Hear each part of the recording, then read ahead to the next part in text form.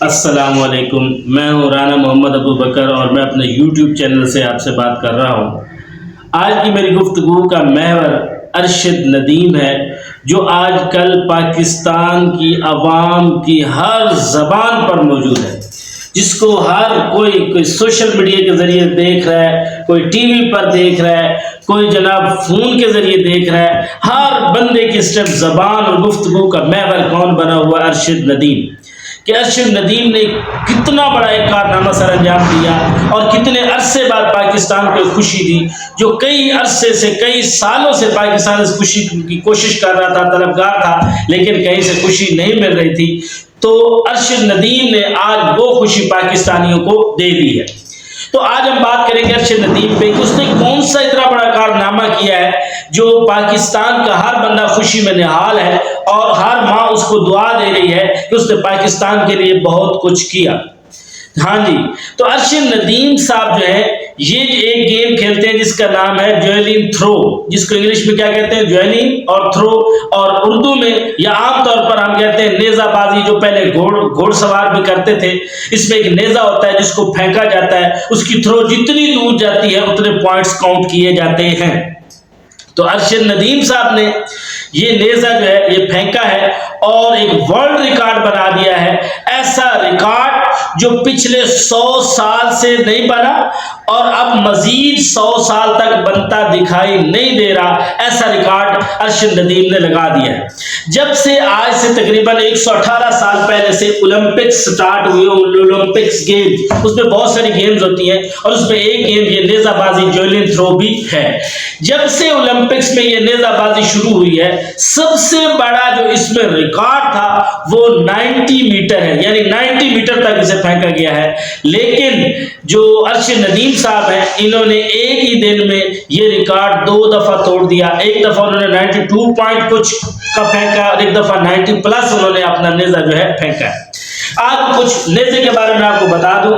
اس نیزے کا جو وزن ہے وہ ہوتا ہے 800 گرام، یعنی 1 کلو سے بھی کم۔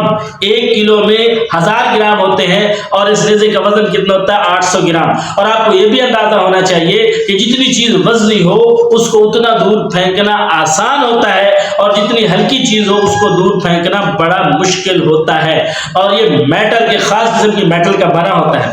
اس کے ساتھ میں آپ کو ایک اور بات وضاحت کرتا چلا ہوں کہ ارشد ندیم کے حالات اتنے کچھ دنوں پہلے اتنے پچھلے سال تھے، ڈاؤن تھے، کہ اس بیچارے سے یہ نیزہ خریدنا بھی بڑا مشکل ہو گیا تھا، وہ خرید نہیں پاتا تھا۔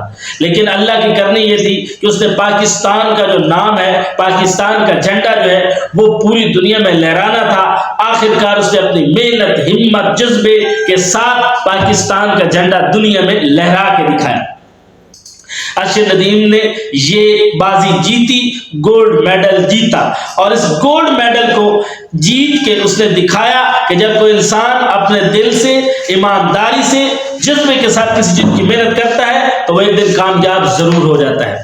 یہ گولڈ میڈل اتنا مہنگا ہے، اس کی اتنی پاور ہے کہ کہتے ہیں اگر پاکستان T20 ورلڈ کپ میں جیت جاتا، اس ورلڈ کپ سے بھی اس گولڈ میڈل کی جو میڈل ہے اس کی پاور کیا ہے؟ زیادہ ہے۔ ہم سمجھ رہے ہیں کہ یہ کوئی چھوٹا سا کارنامہ ہے، نہیں، ارشد ندیم کا یہ بہت بڑا کارنامہ ہے، اور اس کی کامیابی کے پیچھے اس کے دوست احباب ہیں، اس کے ماں باپ ہیں اور اس کے کوچز ہیں، جنہوں نے متواتر محنت کی، اس کو دعائیں دی اور اس کے ساتھ جڑے رہے۔ حالانکہ پاکستان کی جو حکومت ہے انہوں نے ان کی اس معاملے میں بالکل مدد نہیں کی۔ ہاں، اب جیتنے کے بعد پاکستان کے تمام جو وزراء ہیں، وزیر اعظم ہیں، انہوں نے مختلف انعامات کی جو ہے نا اس پر بچھاڑ کر دی ہے، کیونکہ اب انہوں نے دیکھ لیا ہے کہ یہ وہ ہیرا ہے جو پاکستان کو جو بھی اس کو موقع ملے، جہاں بھی موقع ملے، یہ پاکستان کا نام روشن کرے گا۔